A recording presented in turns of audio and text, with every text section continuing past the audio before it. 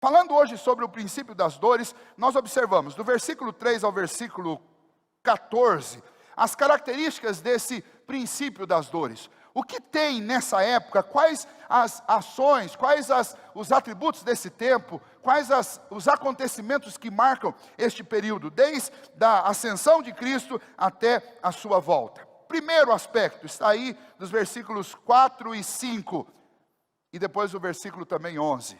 O surgimento de falsos profetas. Será que isso tem acontecido no mundo? Como tem acontecido? Isso tem acontecido desde o princípio. Desde a época do Senhor Jesus, enquanto o Senhor Jesus estava pregando, desde esse período já surgiu oposição, e nessa mesma época, o próprio líder dos judeus, o próprio sumo sacerdote de Jerusalém, ele fazia oposição ao Senhor Jesus.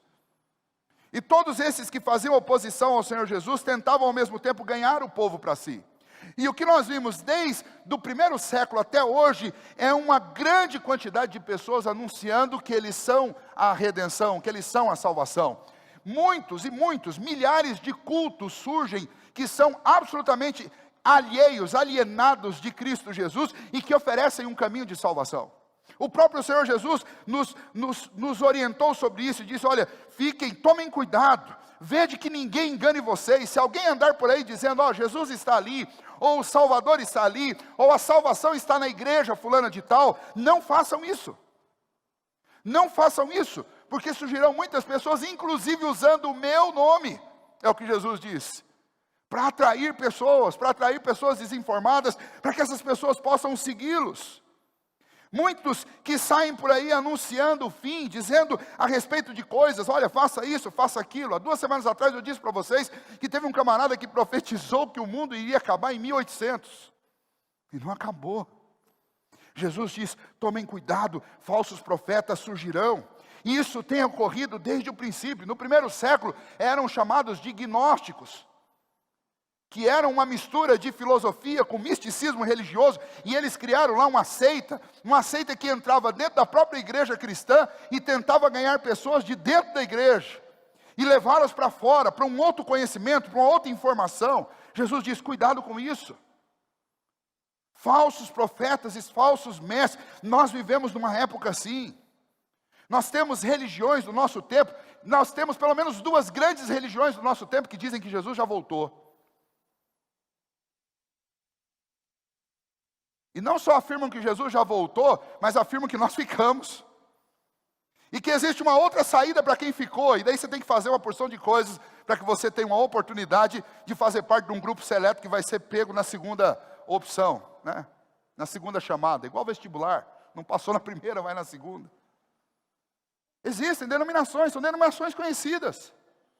Eu posso citar 2 para vocês, sem medo. Eu não estou aqui para agradar nenhum tipo de denominação, eu não quero falar das outras, eu quero falar a respeito de Cristo, mas deixa eu citar só para que você se precaver, fique prevenido sobre isso. A denominação dos testemunhas de Jeová, elas fazem isso. Para eles esse acontecimento já foi. E Jesus nem é o Filho de Deus para eles, é apenas uma criatura de Deus. O adventismo do 7º dia diz que Jesus já veio também. Mas quando ele veio, o povo não estava preparado. Então, ele resolveu dar mais um tempo. Mandou uma profetisa especial, que vai ensinar mais coisas, para preparar melhor o povo, para que quando Jesus voltar numa outra vez, ele possa levar, porque da primeira não tinha gente pronta. Essas coisas absurdas estão acontecendo por todo mundo. Existem igrejas que têm, e que veem e vislumbram aparições de santos. É santo que aparece no México, é santo que aparece no Nordeste, é santo que aparece para lá e para cá.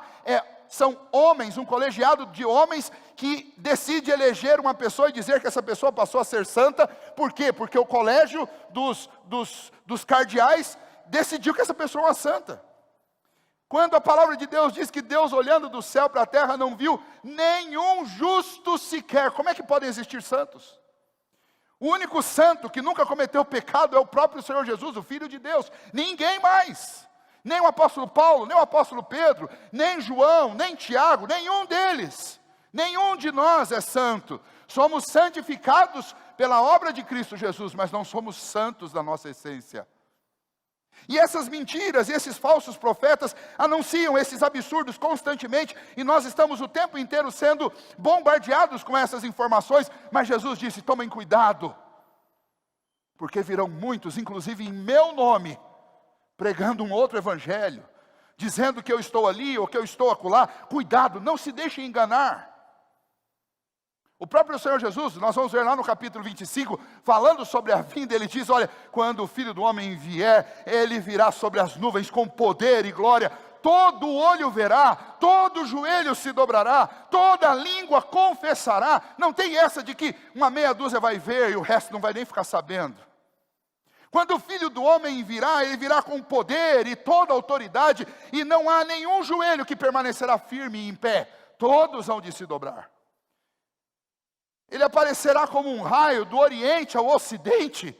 Não há como deter a sua vinda é gloriosa. Então não se iludam quando algumas pessoas estão dizendo por aí: ó, Jesus já veio, ou Jesus está ali, ou você pode ir na igreja fulano de tal, que Jesus está lá, está sentado numa cadeira lá, revestida de vermelho, com alguma coisa dourada, parecendo um monge. Não é Jesus, é um falso profeta.